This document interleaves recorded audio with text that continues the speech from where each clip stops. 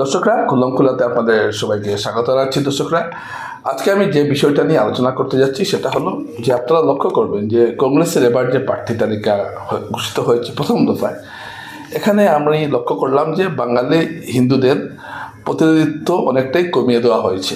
এই প্রবণতা কিন্তু কংগ্রেসের নতুন নয়। গত বিধানসভা 2021 সালের নির্বাচনে আমরা দেখেছিলাম একমাত্র উত্তর করিমগঞ্জে কমলাক্ষ দে পুরকায়স্থ ও শিলচরে তোমাল মনিক ছাড়া 15টি, তখন কাছাড়ের বরাক উপত্যকায় 15টি আসন ছিল।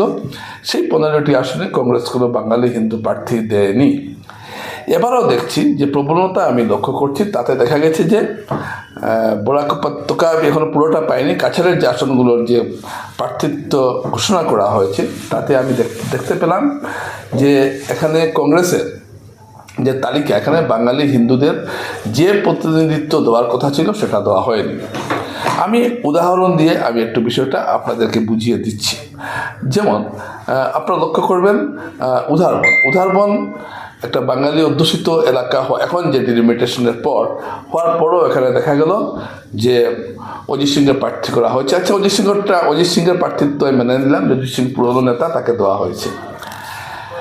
তারপর আমরা কি দেখলাম যে বরখলাতে অমিত কালোয়ারকে দেওয়া হয়েছে। অমিত কালোয়ারও যোগ্য, আমি মানছি, অমিত কালোয়ারকে দেওয়া হয়েছে, সেটা যোগ্য প্রার্থী তিনি নিঃসন্দেহে। লক্ষ্মীপুরে আমরা কি দেখলাম, লক্ষ্মীপুরে বাঙালি হিন্দু দ্বিতীয় বৃহত্তম জাতিগোষ্ঠী। যদি হিন্দিভাষীর পর এখানে হিন্দিভাষী প্রায় 66,000 ভোট আছে, তারপরেই যে ভোটটা সেটা হলো বাঙালি হিন্দুদের প্রায় 43,000 ভোট লক্ষ্মীপুর বিধানসভা কেন্দ্রে। এখানে একজন বাঙালি হিন্দুকে প্রার্থিত্ব না দিয়ে মৈথি মণিপুরি একজনকে প্রার্থী করা হয়েছে।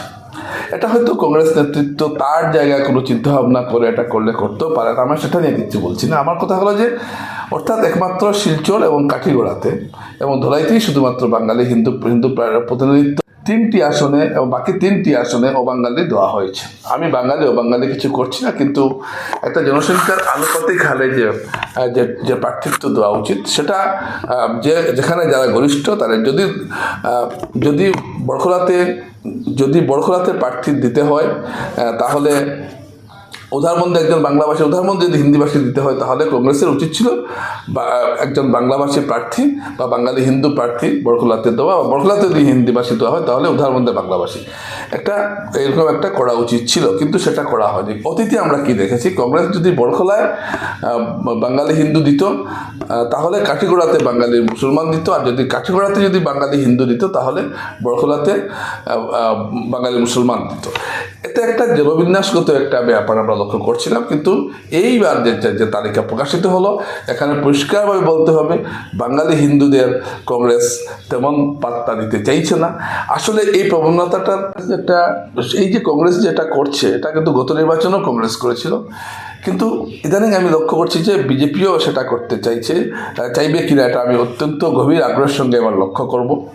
কারণ যাতে রাজনীতিতে বাঙালি হিন্দুরা অপান্তে হন এই চেষ্টায় প্রায় প্রতিটি রাজনৈতিক দলই আছে আমি লক্ষ্য করছি। এই কথা বলার সঙ্গে সঙ্গে হয়তো অনেকে আমার সম্পর্কে একটা ধারণা নিতে পারেন যে আমি আবার সেই বাঙালিত্বর কথা বলছি। সেটা আমি বলবোই, কারণ আমি যে সম্প্রদায়ে বড় হয়েছি, বসবাস করেছি, সেই সম্প্রদায়ের স্বার্থে আমি কথা বলবো। এতে আমাকে কে কি মনে করলেন তাতে আমার কিছু আসে যায় না। প্রশ্ন হলো যে এটা যে আপনারা প্রতিনিধিত্ব যেখানে যে প্রতিনিধি বেশি তাকে সেটা দেবেন।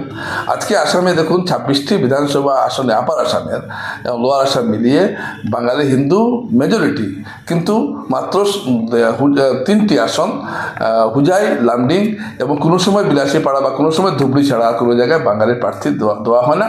সেটা বিজেপিও দেয় না, কংগ্রেসও দেয় না, কারণ এরা সবাই ধরে নিয়েছে যে বাঙালি হিন্দুরা একটা বসংবদ একটা প্রাণী এবং তারা যে দল ক্ষমতায় বসবে এবং তাদেরকেই এবং এদেরকে কোনো রাজনৈতিক শক্তি হিসাবে এরা গণ্য হতে পারে না, কারণ সেটা লোকে ঐক্যের অভাব। তাই কংগ্রেসও জানে, বিজেপিও জানে যে যদি কোনো বাঙালি প্রার্থী নাও দেওয়া হয় বাঙালিরা কিন্তু কমিটেড ভোটার, তারা ভোট দেবেই। কংগ্রেস এটা হয়তো ধরে নিয়েছে যে বাঙালি হিন্দুরা বিজেপি পন্থী হয়ে গেছে, তাই এখানে বাঙালি হিন্দু দিয়ে লাভ নেই।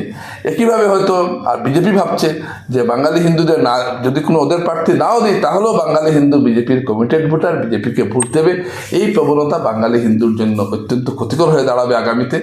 তো আমি রাজনৈতিক দলগুলিকে অনুরোধ করবো যে আপনারা যেখানে যারা সংখ্যাগরিষ্ঠ প্রতিনিধিত্ব করছেন সেই সব জায়গায় সেই সব সম্প্রদায় থেকে প্রার্থী দিন, তাহলে সেখানে কোনো ধরনের ক্ষোভের অবকাশ থাকবে না এবং এমন প্রার্থী দেওয়া হোক যাদের সমাজে একটা পরিচ্ছন্ন ভাবমূর্তি আছে, কিন্তু বিভিন্ন ইস্যুকে কেন্দ্র করে, স্থানীয় ইস্যুকে কেন্দ্র করে একটি বৃহত্তর জনগোষ্ঠীকে বঞ্চিত রাখাটা ঠিক নয়। এবং কংগ্রেস নেতৃত্ব যে কাজটা 2021 সালে করেছেন, এই কাজটা আবার এইবারও করছেন।